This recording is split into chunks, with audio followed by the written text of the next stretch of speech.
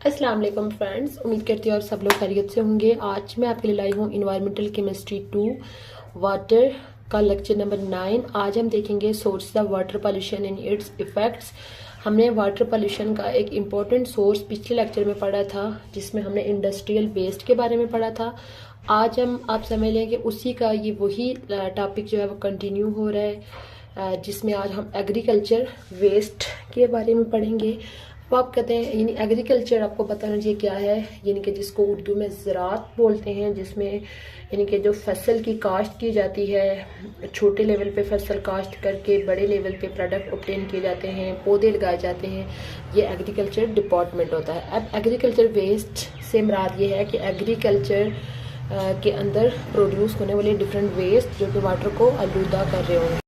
यानी कि किसी बंदे का कोई फील्ड है, इसके अंदर वो क्या लगा रहा है, कोई फसल लगा रहा है। अब होगा ये कि इस के अंदर यानी उसने जो फसल लगाई हुई है, इसके अंदर डिफरेंट तरह के इंसेक्ट्स प्रोड्यूस हो जाएंगे, हार्मफुल इंसेक्ट्स।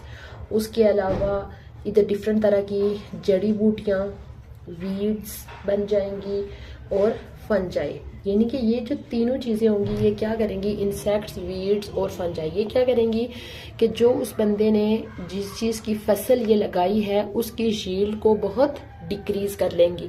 क्यों अक्सर आपने अपने घर में भी देखा होगा कि जब भी हम गंदम, मकई इस तरह की चीज़ें लगाते हैं तो ऑटोमेटिकली खुद ब खुद आपने देखा होगा कि आपके खेतों के अंदर डिफरेंट तरह की जड़ी बूटियाँ खुद ब खुद जो है वो उसके अंदर बनी हुई होती हैं।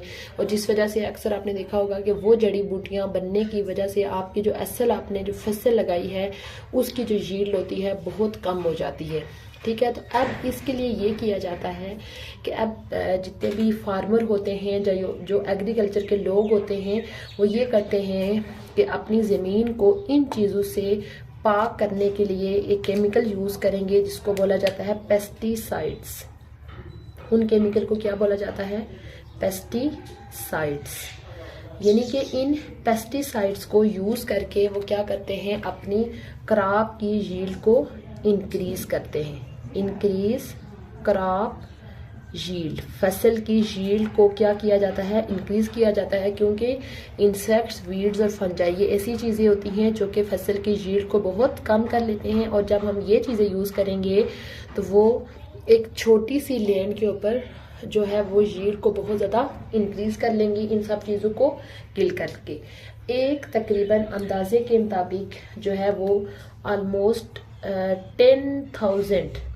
10,000 जो सिंथेटिक प्रोडक्ट यानी कि पेस्टिसाइड्स मौजूद हैं जो कि क्रॉप की यील्ड को इंक्रीज करने के लिए यूज़ की जाती हैं। सिंथेटिक प्रोडक्ट्स हैं या पेस्टिसाइड्स हैं, ऑलमोस्ट 10,000 प्रोडक्ट ऐसे हैं जो कि जिनको एज अ पेस्टिसाइड यूज़ किया जाता है। अब देखें कि अब ये जो पेस्टिसाइड्स होती हैं वो डिफरेंट तरह की पेस्टिसाइड्स होंगी, types of pesticides.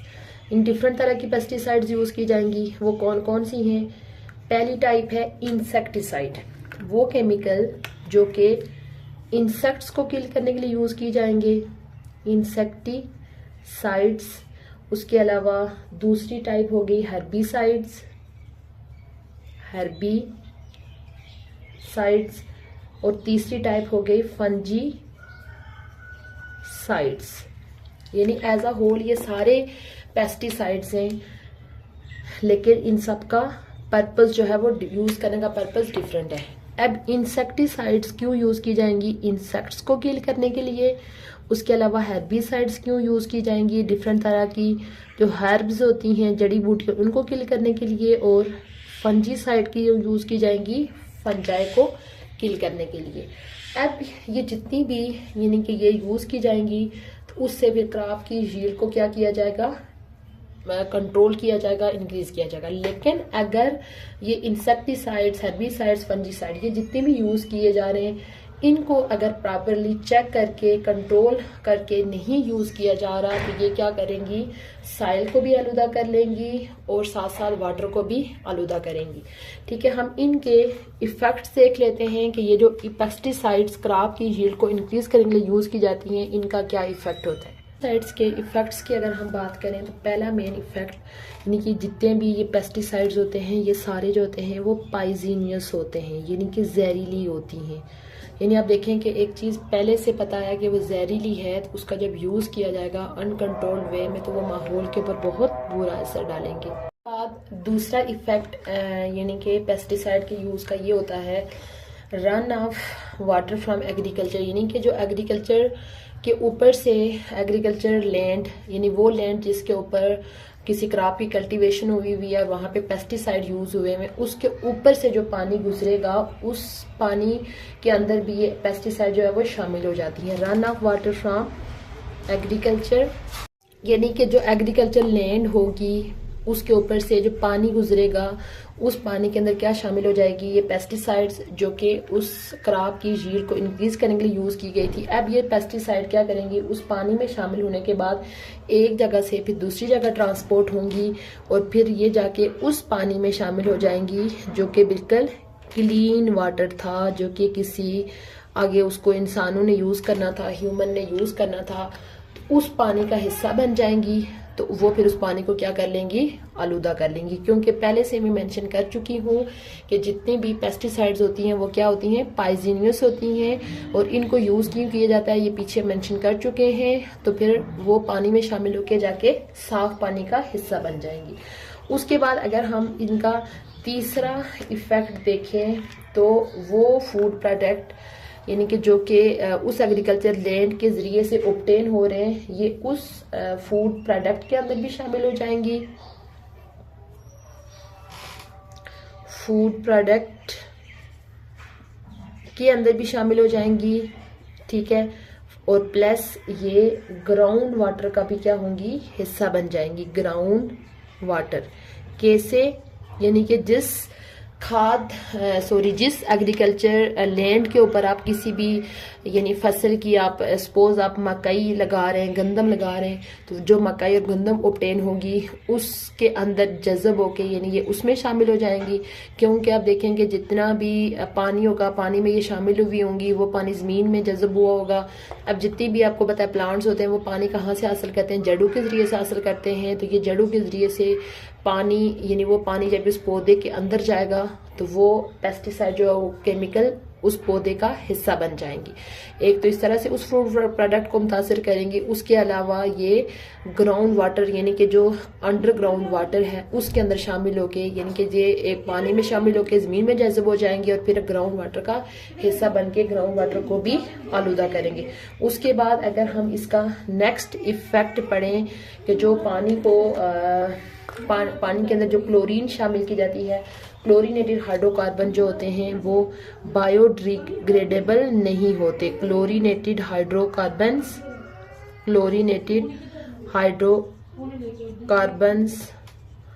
Are not biodegradable, यानी कि वो चीज़ें जो कि जिनके ऊपर माइक्रो ऑर्गेनिज्म अटैक करके उनको टोटल डिग्रेड कर लेते हैं उन चीज़ों को बोलते हैं बायोडिग्रेडेबल। बट जो क्लोरीनेटेड हाइड्रोकार्बन जो कि पानी के अंदर इन पेस्टिसाइड्स की वजह से शामिल हुए होते हैं वो नॉन बायोडिग्रेडेबल होते हैं। तो वो नॉन बायोडिग्रेडेबल होंगे तो वो आप समझ लें कि इन्वायरमेंट के अंदर लंबे अरसे तक वो इन्वायरमेंट का हिस्सा रहेंगे और माहौल को आलूदा कर रहे होंगे, यानी हमारे पानी को क्या कर रहे होंगे, आलूदा कर रहे होंगे। तो उसके बाद नेक्स्ट अगर हम इन पेस्टिसाइड्स का इफेक्ट देखें तो एक इम्पोर्टेंट और अहम इंसेक्टिसाइड DDT, ये केमिकल है डाइफिनाइल ट्राइक्लोरोइथेन, ये उसका यानी कि एब्रीवेशन है, उसको शॉर्ट फॉर्म में DDT बोला जाता है। ये एक पावरफुल इंसेक्टिसाइड है, इंसेक्टिसाइड्स है जो कि इंसेक्ट्स को किल करने के लिए यूज किया जाता है। बट DDT जो है इसका एक इफेक्ट ये होता है कि ये कार्सिनोजेन्स होता है, यानी कैंसर काजिंग सेल्स प्रोड्यूस करता है। इस वजह से DDT को पहले तो यूज़ किया जाता था इंसेक्टिसाइड के तौर पर, बट मोस्ट कंट्रीज़ में जो है वो आजकल DDT पे बैन लगा हुआ है, क्योंकि DDT जिस फसल के ऊपर DDT यूज़ किया जाएगा वहाँ पे मौजूद इंसेक्ट्स को तो किल करेगा, बट वो उस फसल में शामिल होगा। उस फसल को जब इंसान यूज़ करेंगे तो इंसानों के अंदर कैंसर काजिंग एजेंट्स जो या कैंसर काजिंग सेल्स को ये प्रोड्यूस करेगा। उसके अलावा यानी कि ये जितने भी पेस्टिसाइड्स होते हैं ये सीरियस हेल्थ प्रॉब्लम्स प्रोड्यूस करते हैं इंसानों के अंदर भी और एनिमल्स के लिए भी। यानी कि ये पेस्टिसाइड्स ना सिर्फ ह्यूमंस के लिए बल्कि एनिमल्स के लिए भी सीरियस हेल्थ प्रॉब्लम जो है वो प्रोड्यूस करेंगी, क्योंकि ये देखिए ऊपर हम मेंशन कर चुके हैं कि ये तो फूड प्रोडक्ट्स का हिस्सा भी बन जाएंगी, यानी वो फूड जो कि उस एग्रीकल्चर लैंड के अंदर प्रोड्यूस हो रही है उसका पार्ट भी बन जाएंगी, और प्लस ये क्लीन वाटर का हिस्सा भी बन जाएंगी। अब जब ह्यूमन या एनिमल्स उन फूड्स को यूज़ करेंगे या उस पानी को पिएंगे तो उससे फिर ये केमिकल जो है वो उनकी बॉडी के अंदर चले जाएंगे, तो फिर उससे उनकी बॉडी के अंदर डिफरेंट तरह की प्रॉब्लम्स प्रोड्यूस होंगी। इस लेक्चर का सम अप कर लेते हैं। आज का हमारा जो लेक्चर था जिसमें हमने एग्रीकल्चरल वेस्ट के बारे में डिस्कस किया। सबसे पहले हमने डिस्कस किया कि खेतों के अंदर जब डिफरेंट तरह की क्रॉप्स उगाई जाती हैं तो खेतों के अंदर जो डिफरेंट इंसेक्ट्स, वीड्स और फंगस होती है वो क्रॉप की जो यील्ड होती है उसको बहुत डिक्रीज कर देती है। बट यील्ड को इंक्रीज करने के लिए जब पेस्टिसाइड्स यूज की जाएंगी तो वो पेस्टिसाइड जो है उस यील्ड को इंक्रीज करेंगी। ऑलमोस्ट 10,000 सिंथेटिक प्रोडक्ट ऐसे हैं जिनको एज अ पेस्टिसाइड यूज किया जाता है। पेस्टिसाइड की डिफरेंट तरह की क्लासिफिकेशन की गई है on the base of their use and nature, यानी कि वो पेस्टिसाइड जो इंसेक्ट्स को किल करती हैं उनको इंसेक्टिसाइड्स बोलते हैं, जो हर्ब्स को किल करती हैं उनको हर्बिसाइड्स, और जो फंगस को किल करती हैं उनको फंजीसाइड। तो उसके बाद फिर हमने उनके इफेक्ट्स पढ़े थे कि जितनी भी ये पेस्टिसाइड्स होती हैं ये सारी पॉइजनस होती हैं, और जो पानी इन एग्रीकल्चर लैंड के ऊपर से गुजरता है ये उसमें शामिल होकर फिर क्लीन वाटर का हिस्सा बन जाती हैं। उसके अलावा वो फूड प्रोडक्ट जो इस एग्रीकल्चर लैंड से ऑब्टेन हो रही हैं ये उसका पार्ट भी बन जाती हैं, और फिर ये पानी में जज़्ब होने के बाद ग्राउंड वाटर का हिस्सा बन जाती हैं। उसके अलावा इन पेस्टिसाइड्स में मौजूद क्लोरीनेटेड हाइड्रोकार्बन होते हैं वो बायोडिग्रेडेबल नहीं होते और वो इन्वायरमेंट को आलूदा करते हैं। उसके अलावा एक पावरफुल इंसेक्टिसाइड DDT जो है वो कार्सिनोजेन्स होता है जिस वजह से उसके ऊपर बैन लगा हुआ है। उसके अलावा ये डिफरेंट तरह की सीरियस हेल्थ प्रॉब्लम प्रोड्यूस करते हैं ह्यूमंस के लिए भी और एनिमल्स के लिए भी। ये था हमारा आज का लेक्चर जिसमें हमने वाटर पॉल्यूशन का एक इम्पोर्टेंट सोर्स एग्रीकल्चर वेस्ट को डिस्कस किया। इससे पिछले लेक्चर में हमने इंडस्ट्रियल वेस्ट को डिस्कस किया था। इंशाल्लाह अपने इनकमिंग लेक्चर में हम ऑयल स्पिलेज एंड पेट्रोलियम और हाउस होल्ड वेस्ट, डिटर्जेंट जो होते हैं, लाइव स्टॉक वेस्ट, उनके बारे में डिस्कस करेंगे। उम्मीद करती हूँ आपको आज का लेक्चर अच्छा लगा होगा।